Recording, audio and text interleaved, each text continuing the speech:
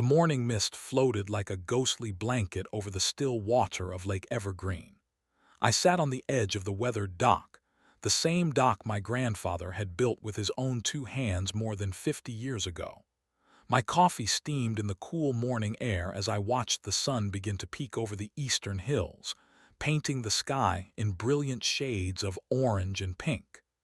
This view never grew old, not in the 38 years I had been alive. The cabin behind me was nothing fancy.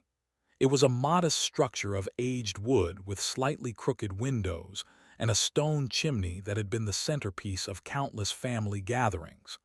The floorboards creaked in certain spots, telling stories of the generations that had walked upon them. My great-grandfather had built the original structure in 1932, and each generation had added their own touches while respecting what came before. I ran my hand along the rough wood of the dock railing, feeling the grain beneath my fingertips. This place was more than property to me. It was heritage, identity, and sanctuary. 4 generations of my family had fished these waters, walked these shorelines, and treasured this quiet corner of the world that seemed forgotten by time and untouched by the relentless march of progress. My job as a remote graphic designer allowed me to live here year-round, unlike most of the other cabin owners who only appeared during summer months. I earned enough to maintain the property and live comfortably, though certainly not lavishly. The land itself was worth a small fortune, according to tax assessments, but the thought of selling had never crossed my mind. Some things held value beyond money. Last summer, I began noticing changes around the lake. Unfamiliar faces appeared with increasing frequency, and construction crews worked on renovations to previously modest cabins. Expensive cars navigated the once empty dirt roads, kicking up dust clouds visible from across the water. For sale signs appeared, then disappeared with alarming speed, replaced by construction equipment and building materials. Another one sold, my neighbor Frank had commented last week as we watched workmen clearing trees from the Johnson property. Third one this month. Someone is buying up everything they can get their hands on. I had nodded but dismissed his concerns. They cannot buy what is not for sale, I had replied, confident in my small corner of paradise. Yesterday, I had noticed men in pressed khakis walking the property line of the vacant lot adjacent to mine. They carried surveying equipment and tablets, pointing and making notes as they moved along the boundary. Something about their methodical inspection sent an uncomfortable chill down my spine despite the warm spring air. As I finished my coffee and prepared to return to the cabin, my phone vibrated with a text message from the county clerk's office. The message was brief but puzzling. Community meeting tonight, 7 p.m. at the old recreation center. Mandatory for all lakefront property owners. New Homeowners Association bylaws vote. I frowned at the screen. Homeowners Association. There had never been an HOA in our rural community. Such things existed in suburban developments and planned communities, not in our loosely connected collection of cabins and vacation homes scattered around a natural lake. My grandfather's voice seemed to whisper across the water, words he had spoken to me shortly before he passed. Remember, our family's true fortune is not in money but in land. They are not making any more of it. As I walked back to the cabin, the morning breeze carried the distant sound of heavy machinery starting up somewhere across the lake. Those words would soon prove more prophetic than he could have possibly imagined. The old recreation center had never held so many people. I squeezed through the crowd, recognizing only a handful of faces among the well-dressed strangers who filled the rows of folding chairs. The air inside was stuffy, heavy with expensive cologne, and an undercurrent of excitement that felt foreign to our normally quiet community. I found a spot at the back, leaning against the wall as a tall woman in her 50s approached the podium. Her tailored navy suit and perfect blonde bob screamed urban sophistication, completely out of place in our rural setting where flannel and denim were the usual attire for community gatherings. Good evening, everyone. For those who have not yet had the pleasure, I am Margaret Caldwell, elected president of the newly formed Lake Evergreen Homeowners Association. Her voice carried effortlessly through the room, commanding attention with practiced ease. A projector flared to life behind her, displaying an architectural rendering that made my stomach drop. The image showed a massive complex of glass and concrete structures rising from the shoreline, with the words Lakeside Heights Resort and Spa emblazoned across the top. Swimming pools, a marina filled with luxury boats, restaurants with lakefront views, and rows of high-end condominiums replaced the natural shoreline in the rendering. This is the future of Lake Evergreen, Margaret continued, her manicured hand sweeping across the image. A world-class destination that will increase property values tenfold and bring prosperity to all homeowners who choose to participate in this vision. The projector image shifted to a map of the lake, with parcels highlighted in different colors. My heart froze when I saw my property marked in red, while all surrounding plots glowed green. Margaret pointed directly at the red area. "This eyesore," she announced to supportive nods from the crowd, "is preventing progress and prosperity for all of us. One holdout standing in the way of a better future for everyone." The room erupted in rehearsed applause. I felt dozens of eyes turning toward me, some curious, others openly hostile. This was not a community meeting. It was a coronation ceremony for a queen who had already claimed her territory. An older man in an expensive suit stepped forward. "As the legal counsel for the HOA, I can confirm that we have already secured preliminary approval from the County Planning Commission. The only remaining obstacle is the acquisition of certain key properties." I raised my hand, finding my voice despite the knot in my stomach. "When exactly was this association formed? I have received no notice or invitation to join." Margaret smiled thinly. "Notice was published in the county paper 3 months ago. All legal requirements have been met. The vote to establish bylaws was conducted last month among qualifying property owners." Qualifying owners? "Those with updated property assessments and proper modernized septic systems," she replied smoothly. "Unfortunately, older cabins with grandfathered systems did not qualify for the initial vote. But not to worry, you are welcome to join now that the association is established. The membership fee is $20,000, due within 30 days. The audacity of the statement left me momentarily speechless. I pushed off the wall, preparing to object further, when Margaret swiftly moved on. "Now, let us review the architectural guidelines and property maintenance standards that will go into effect next week."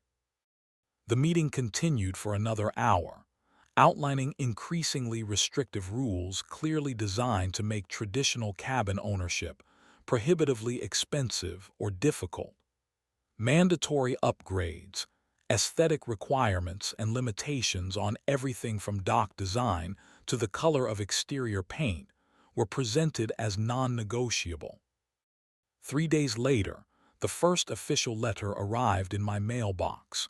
The Lake Evergreen HOA letterhead featured an artistic rendering of the proposed resort. The letter listed 17 alleged violations on my property that must be addressed immediately, from peeling paint to unsightly natural vegetation that had apparently been growing wild for decades. At the bottom, in bold print, "Failure to remedy these violations within 14 days will result in fines of $200 per day per violation." I did the math. That would be $3,400 per day, more than $100,000 per month. It was an impossible sum, clearly designed to force me into bankruptcy or surrender.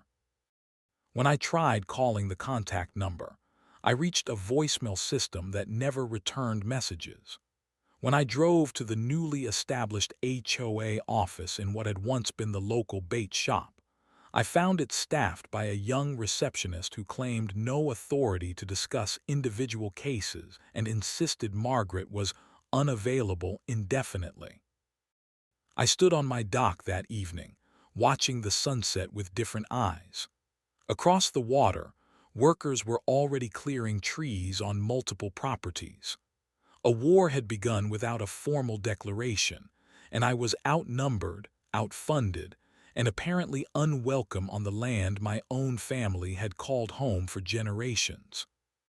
My kitchen table disappeared beneath a mountain of legal documents, property maps, and highlighted state codes. The relentless ping of my email inbox announced the arrival of another HOA violation notice, the third this week alone.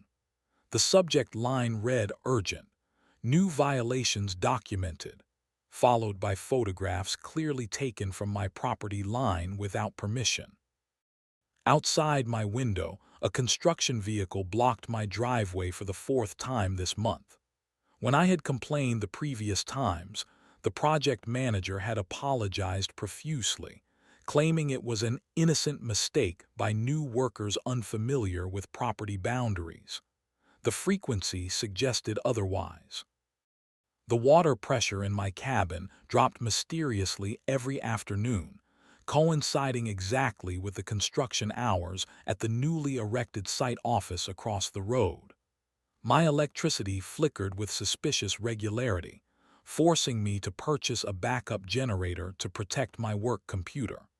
The local utility company found no issues. When I reported the problems, suggesting it must be my aging cabin wiring at fault. Yesterday had marked a new escalation. A misplaced excavator had damaged my boat dock, crushing one entire section under its metal treads. The operator had claimed he was given incorrect boundary markings. This was the fourth accident affecting my property in a month. We would be happy to repair the damage, Margaret had offered when I confronted her, her voice dripping with false sympathy.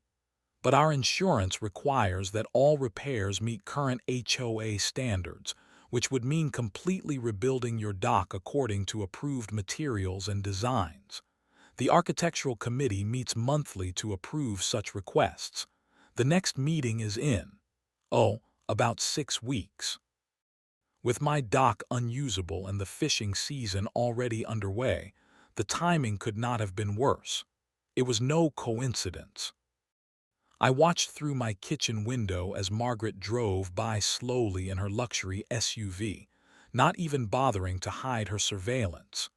Two other board members followed in a separate vehicle 30 minutes later. They were watching, waiting for my breaking point, confident it was only a matter of time. What they did not understand was what generations of survival on this land had built in my bloodline. My grandfather had weathered the Great Depression on this very property, feeding his family from the lake when banks collapsed and jobs disappeared. My father had fought off a pipeline company in the 1970s that had tried to claim eminent domain. Resilience ran in our veins as surely as the water flowed into the lake. I reached for my laptop and began systematically researching HOA law. Hours turned into days as I discovered multiple irregularities in how this particular association had been formed. The notice had indeed been published, but only in the legal notices section of a county newspaper with minimal circulation.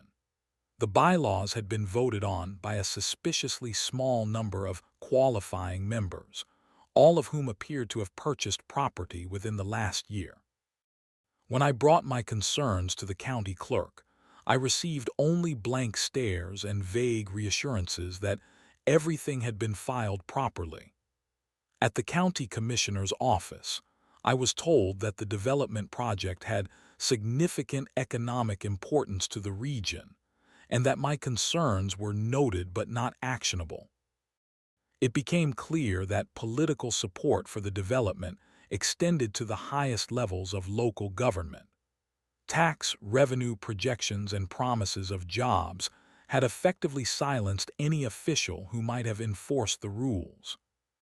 As I drove home from another frustrating day of bureaucratic dead ends, I noticed an elderly man waving from his mailbox on the North Shore.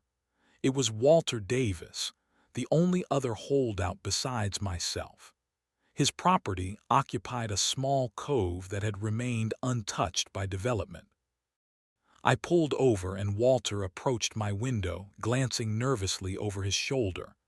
"They got to everyone else," he said without preamble, "but there is something you should know, something they do not want us to remember." Walter had been the county's assistant water resource manager before retiring 15 years ago. He handed me a folded piece of paper with a file number. "Look up these records at the county archives, the original deeds from the 1930s. Pay special attention to the water rights provisions." The next morning found me in the basement of the county records building, surrounded by leather-bound volumes and dusty files. The clerk raised her eyebrows when I requested the specific documents. "These have not been accessed in decades," she commented, returning with a large file box. "You might want to look carefully at the riparian rights section. Very interesting historical document." I spread the yellowed papers across the table, my finger tracing along handwritten notes and legal terminology from another era. My great-grandfather's signature appeared at the bottom of a document titled Water Access and Usage Rights, Lake Evergreen Watershed. As I read the archaic legal language, my heart began to race. The document did not just grant ownership of the land. It conveyed specific rights to the water itself, including control of the primary inlet and outlet streams that fed the entire lake system. Rights that had never been transferred or sold in the intervening 90 years. Something extraordinary began to take shape in my mind, not just a defense against the HOA's aggression, but potentially the foundation for a devastating counterattack. Behind their corporate smiles and legal intimidation lay a fundamental error in their research. They thought this was about the land, but they had overlooked something far more valuable. Rain drummed against the cabin windows as I spent another late night huddled over property records that spanned nearly a century. With each document I uncovered, the picture became clearer and more astounding. My great-grandfather had not simply purchased lakefront property in 1932. He had acquired comprehensive water rights to the primary watershed that fed Lake Evergreen. The Depression-era document explicitly granted him control over all waters flowing into and out of said lake, including seasonal streams, permanent waterways, and natural springs within the designated boundary. In modern terms, he owned the rights to every drop of water that entered or exited the lake system. Most remarkably, these rights had never been transferred, subdivided, or diluted through subsequent property sales around the lake. When other parcels had been sold off over the decades, the deeds had included only land ownership, not water access rights. My family had retained the master water rights through every generation. I contacted 3 different water rights specialists to confirm my findings. Each expressed amazement at the scope and preservation of the original agreement. "These are what we call senior water rights," explained Dr. Natalie Chen, a water law expert from the State University. "They take precedence over any subsequent claims and cannot be overridden without explicit transfer or court action. Modern development absolutely requires proper water access rights, especially for a resort of the scale they are proposing." I began documenting every HOA violation notice, every harassment incident, and every instance of property damage. My security cameras captured construction vehicles blocking my access road. Motion-activated recording devices documented the exact times when utility services to my property mysteriously malfunctioned. The evidence mounted day by day, filling digital folders and physical binders. I organized everything chronologically, building a comprehensive record of the systematic campaign against me. Meanwhile, I carefully maintained the appearance of a defeated adversary. When Margaret or her associates drove by, I made sure to look appropriately downcast. I allowed my lawn to grow slightly unkempt, suggesting I could no longer keep up with maintenance demands. I even placed a few cardboard boxes on my porch, visible from the road, hinting at preliminary packing. The strategy worked perfectly. The HOA grew increasingly confident and careless. Construction accelerated around the lake as they believed their last obstacle was weakening. Ceremonial groundbreaking for the main resort building appeared on the front page of the local newspaper, featuring Margaret cutting a ribbon alongside county officials. "We expect to complete Phase 1 by next summer," she was quoted as saying. "All regulatory hurdles have been cleared, and we anticipate no further delays." The quote made me smile as I added the newspaper to my evidence file. Their overconfidence would make what came next all the more devastating. After 6 weeks of research and documentation, I was ready to take action. I contacted Jensen, Watkins and Associates, a prestigious environmental law firm specializing in water rights cases. Their offices occupied the top floor of a gleaming building in the state capitol, 2 hours from Lake Evergreen. The marble floors and floor-to-ceiling windows of their reception area made me acutely aware of my worn jeans and work boots. I clutched a leather portfolio containing documents that had not seen daylight in nearly a century, feeling distinctly out of place among the corporate professionals who moved efficiently through the space. Alina Watkins, the senior partner, adjusted her glasses as she examined the riparian rights certificate. Her expression transformed from professional courtesy to stunned recognition. "Do you understand what you possess?" she asked, spreading maps across her mahogany desk. She pointed to watershed boundaries marked in faded blue ink. "Your great-grandfather did not just purchase land. He secured perpetual water rights to the primary inlet and outflow of the entire lake system." The implications crystallized in my mind as she continued. "By state water law, any commercial development affecting this watershed requires explicit permission from the rights holder. That is you."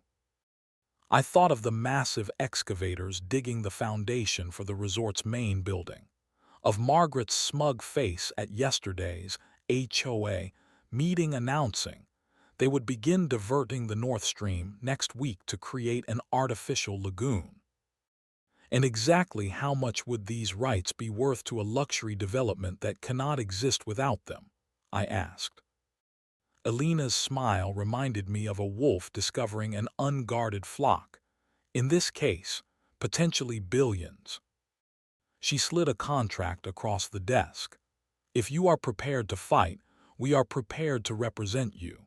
And based on what I am seeing here, this might be the most significant water rights case in this state's history." I signed the document without hesitation. The time for appearing weak was over. The next 3 weeks passed in a flurry of legal reparation. While Alina and her team built our case, I maintained my facade of defeat. Construction equipment continued to transform the once peaceful shoreline into an apocalyptic landscape of mud, concrete, and steel. Massive cranes swung overhead as workers swarmed across what used to be pristine woodland.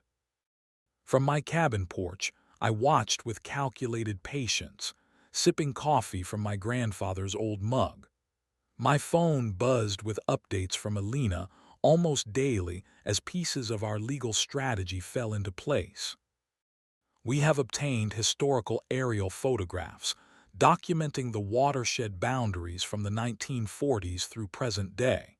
One message read: State Environmental Agency confirms no water diversion permits have been filed by the development, said another.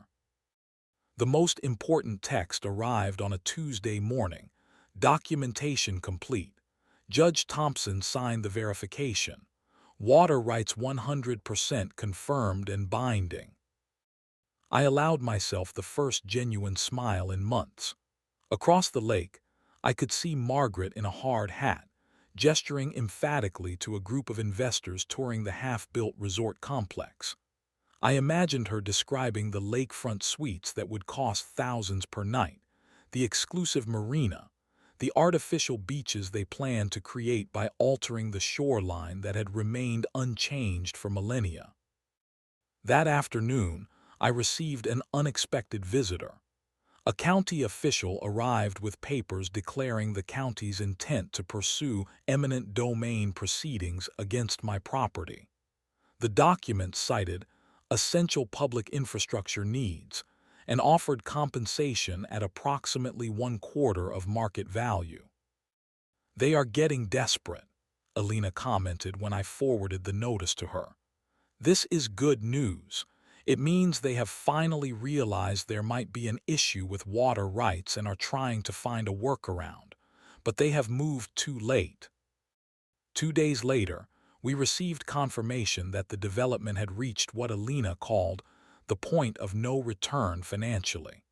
Construction loans had been fully dispersed, equipment leases secured for a minimum of 18 months, and non-refundable deposits placed with suppliers. The investors were now fully committed with no easy way to back out. Now we spring the trap, Alina said during our final planning call. Tomorrow's county commission meeting is the perfect venue. They have an agenda item to approve the water diversion permit they incorrectly believe is a mere formality. The next morning, I dressed in the only suit I owned, purchased years ago for a cousin's wedding. Alina met me outside the county administration building, accompanied by 3 associates carrying multiple briefcases of documentation. "Remember, let me do most of the talking," she advised as we walked in. "Your job is simply to be the face of generational ownership, the legitimate heir to these water rights." The meeting room was packed with development supporters. Margaret sat in the front row, flanked by investors and construction managers. She barely glanced in my direction, clearly considering me a nuisance already dealt with. The water diversion permit came up midway through the agenda.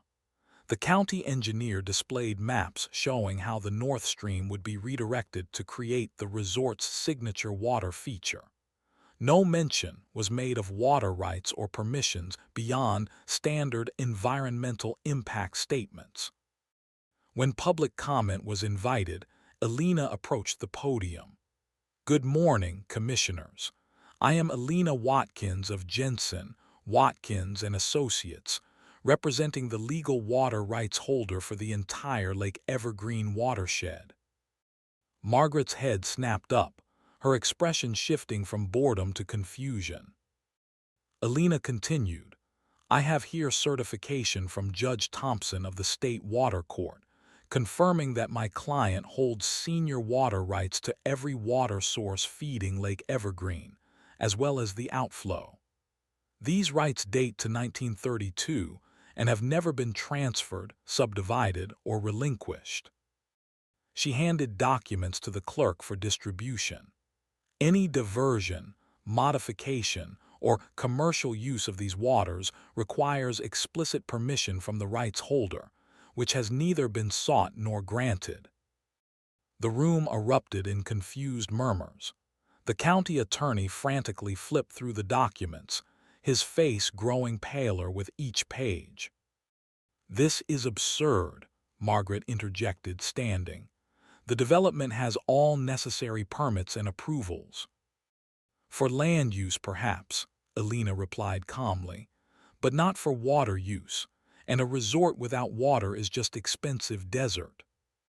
The commissioners called an emergency recess. When they returned 30 minutes later, the chairman looked visibly shaken. "In light of new information, the commission is tabling the water diversion permit indefinitely pending legal review." That afternoon, a certified letter was delivered to the HOA board and all major investors. It contained formal notice. Citation that all water access was hereby revoked under state law, effective immediately. Construction must cease within 24 hours.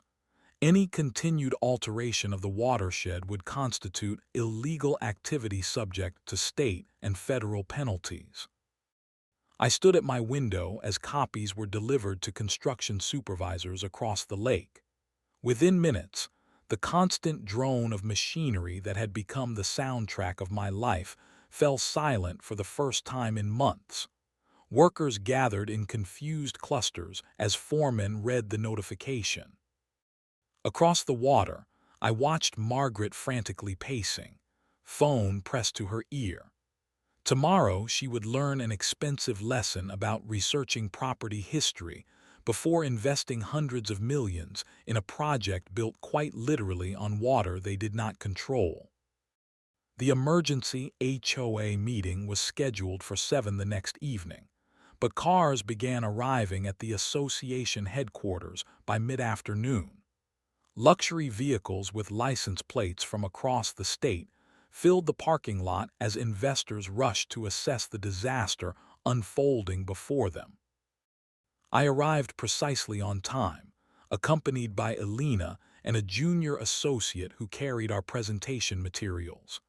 The atmosphere inside resembled a funeral rather than a meeting.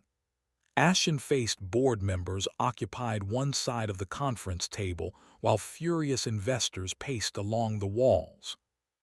Margaret sat at the head of the table, her designer suit unable to disguise her dishevelment. 3 sleepless nights had erased her usual composure. Dark circles ringed her eyes, and her normally perfect hair looked hastily arranged. I took my seat directly opposite her, Elena beside me, as the project manager stood to deliver his assessment. $17 million in equipment sits idle, he announced to pained groans from the investors. We lose $400,000 every day construction remains halted through rental fees alone, not counting labor costs and delayed timeline penalties. The investor's representative, a tall man with silver hair and an expensive watch, stood next. His voice trembled with barely controlled rage. The first phase has already consumed over $300 million. If we cannot complete on schedule, we face contractual penalties exceeding $500 million. Several of us have personal guarantees on the construction loans. All eyes turned toward me, the unexpected obstacle, the overlooked variable in their perfect equation. The room fell silent, waiting for me to speak. Margaret attempted one last display of dominance, sliding a check across the table. I did not even glance at the 7-figure amount written on it. "This situation can be resolved quickly with a reasonable accommodation," she said, her voice lacking its usual confidence. "We are prepared to be generous regarding your property and any perceived historical rights." "Perceived," Elena interjected. "The state water court has already validated these rights. There is nothing perceived about them." I opened my folder and distributed copies of my comprehensive proposal to everyone present. "My terms are non-negotiable," I stated calmly, watching their expressions shift from dismissal to disbelief to dawning horror as they reached the financial figures on page 3. "This is extortion," Margaret sputtered, her face flushing crimson. "This is negotiation," I corrected. You attempted to bully me off my land through illegal means. You formed an HOA without proper notification to all affected property owners. You targeted my property with selective enforcement. You damaged my dock and disrupted my utilities. Every incident documented, dated, and witnessed. I nodded to Alina, who opened her laptop and projected photographs onto the wall screen. Security camera footage showed construction vehicles blocking my driveway. Timestamped utility readings demonstrated the pattern of service disruptions coinciding exactly with construction activities. Your legal exposure extends far beyond water rights, Alina explained to the increasingly uncomfortable investors. If we pursue civil action for harassment and conspiracy, the punitive damages alone could triple the compensation request. One of the investors, a woman in her 60s who had remained quiet until now, turned to Margaret. You assured us all legal issues had been resolved, that there were no obstacles to development. There were none in the records she checked, I interjected, because she never looked beyond standard property deeds. She never researched water rights established during the Depression, when such things were critical to agricultural survival. The investors huddled in the corner, whispering urgently among themselves. When they returned to the table, their representative addressed me directly, ignoring Margaret completely. We need time to review your terms. The financial requirements are substantial. You have 48 hours to accept. I replied firmly, or I will proceed with permanent injunctions that will ensure nothing is ever built on this watershed. The property values you all invested in will collapse without development potential. As the meeting adjourned, I heard angry voices confronting Margaret in the hallway. "You have destroyed us," one man shouted. "Did you do any actual due diligence before launching this project?" Alina smiled as we walked to her car. "They will accept," she said confidently. "They have no choice, and based on their reaction to Margaret, I suspect she will be facing her own legal troubles from her investors very soon." I looked back at the HOA headquarters, where board members were now openly arguing in the parking lot. The unified front that had seemed so invincible months ago was crumbling before my eyes.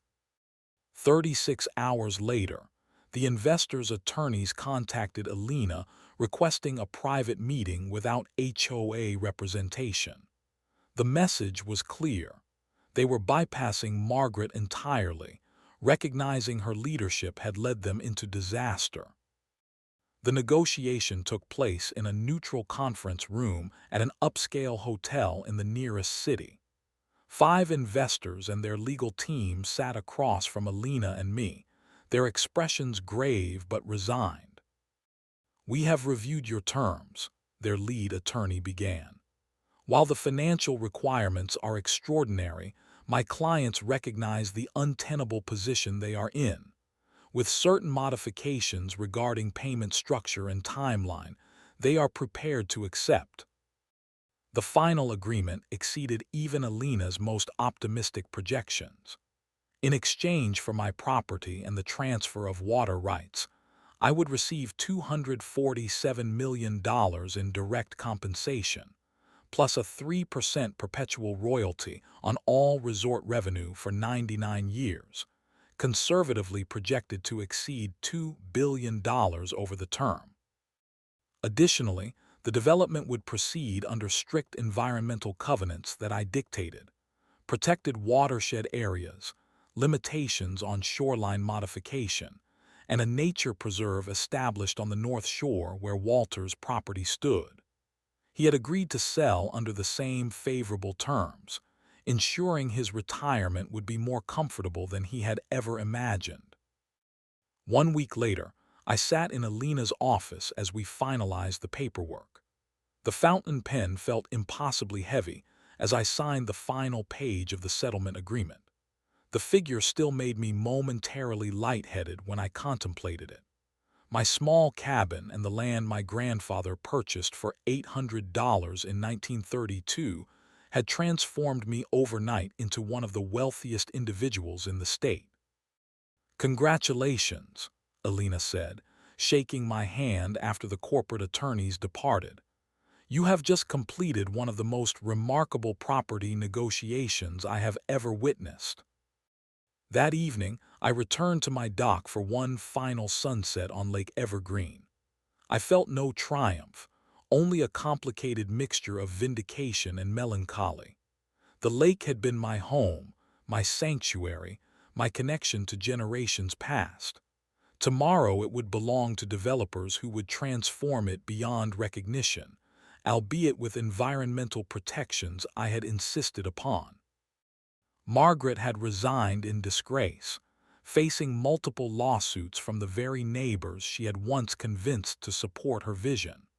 The HOA had been dissolved, its authority transferred to the resort management under much stricter oversight. I ran my hand along the weathered wood of the dock railing, saying a silent goodbye to this place that had shaped 4 generations of my family. With a portion of my settlement, I had already established the Evergreen Conservation Trust, which would purchase and protect thousands of acres of similar watershed lands across the state, ensuring other families would not face what mine had. As the sun dipped below the horizon, painting the water in brilliant orange and purple, I thought about my grandfather and the wisdom he had shared. "Land is the only thing they are not making any more of," he had told me countless times.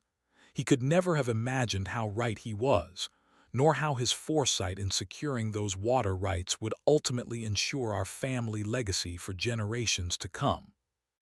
Tomorrow, bulldozers would indeed come, but on my terms, not theirs. The cabin would be gone, but what it represented would be preserved through the conservation work that would become my new purpose. Sometimes victory does not mean keeping your ground, but ensuring that what matters most endures.